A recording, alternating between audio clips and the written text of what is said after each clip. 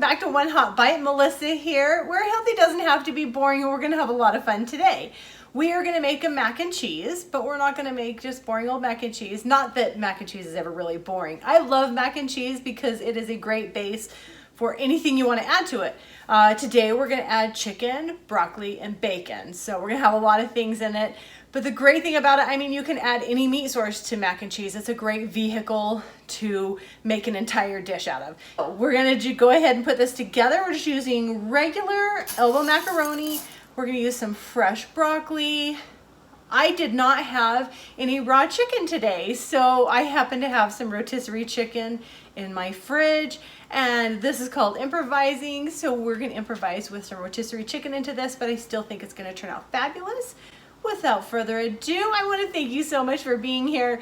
And if you haven't already done so, please subscribe down below and ring that bell so you don't miss any of my videos.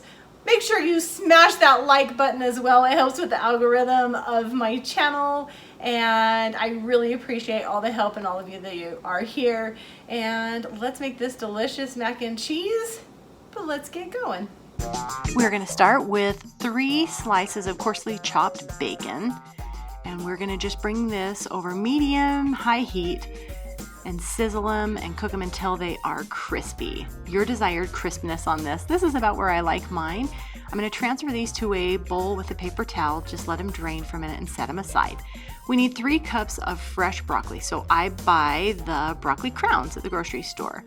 I like to just cut the florets off the top of this. So we're gonna get them about bite size, about like that. They will cook down a little bit, but we still wanna make sure, I don't want them to completely disintegrate in the dish. I want them to have a substantial, presence in the dish. So this is a smidge big, so I'm gonna go ahead and cut this in half. Again, just bringing them to a good bite-sized piece. We're gonna get all these chopped. Now with your stalks that are left over, you can just throw those away, or you can freeze them, or throw them in a pot of boiling water and make a veggie broth with some other veggies. Here is our sauce. We have 1% milk, some flour, some chicken broth. I'm using a low sodium chicken broth, so because of that, I'm going to add a little bit of salt and some turmeric to this. If you have salt in your broth, you're gonna wanna cut back your salt addition to this. So just get this nice and mixed so there are no lumps. And we have our elbow macaroni, 6 ounces, boiling. And the last 2 minutes, we're gonna add our broccoli to it just to cook those and make them a tiny bit tender. With our bacon, we reserved about a tablespoon of our bacon grease. So here you can add raw chicken, or here's where I'm gonna add my rotisserie chicken. If you had raw chicken, you'd cook that all the way. This I'm just gonna bring to heat with some garlic. Stir this together. Again, I'm just bringing this up to heat before we add our sauce back into it. Nice and mixed. Here comes our creamy sauce. We're gonna bring this to a boil over a medium heat. So it's gonna take a little bit. You can turn up the heat a little bit, but you're gonna wanna keep stirring if you do that. We just want it to thicken. It looks like chicken soup at this point. It smells delicious. So this is looking great. We're gonna pull this from the heat, and now we're gonna strain our macaroni and our broccoli. I'm gonna add this back to the pan that I've just used. And we're gonna now pour our thickened sauce over the top of this. So at this point, we haven't added any of our cheese. That is going to be next. So I have 5 ounces of shredded sharp cheddar cheese. Reason for sharp is because it has such a more pungent taste, you don't need to use as much. A little tip on fat and calorie saving. So we're gonna add about just a little less than half of our shredded cheese. We've pulled this from the heat. We're gonna stir it until it is all melted, everything's incorporated, and it looks just nice and creamy. Now because I like to dirty every pan in the house, I'm gonna add this to my cast iron. Just because I'm gonna broil it and make it crusty on top.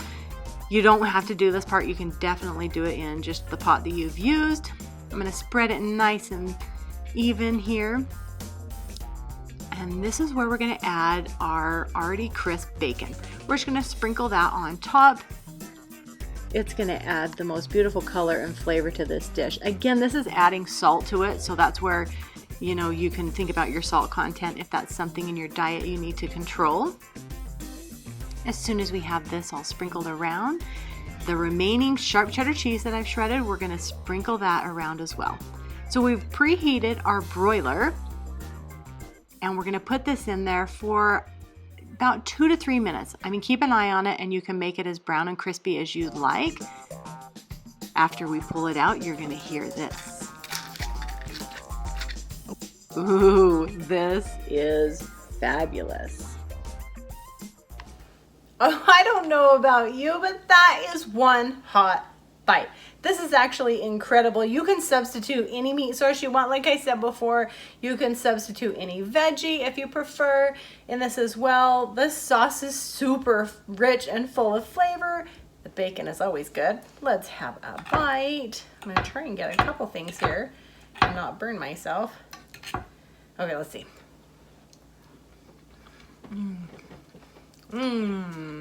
It's so good. It's cheesy, but not over the top where you're thinking it's too much cheese. Actually, the rotisserie chicken is really good. It makes it almost creamier and softer, cheesier, if that's something you can say.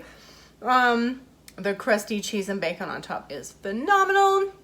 This is great. For 1 and about 1/3 of a cup is 343 calories. That's super low. And by not making the sauce super cheesy and by putting a good majority on top, we've saved in the calories because you would do both technically. Most people would. And this is really good. I mean, this is comfort food that we all long for. Anyhow, thank you again so much for being here. I really appreciate you guys. Love you. Wish you the best week ever.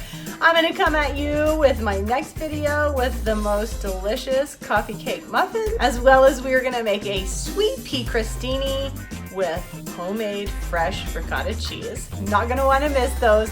Love you guys. I will see you next week.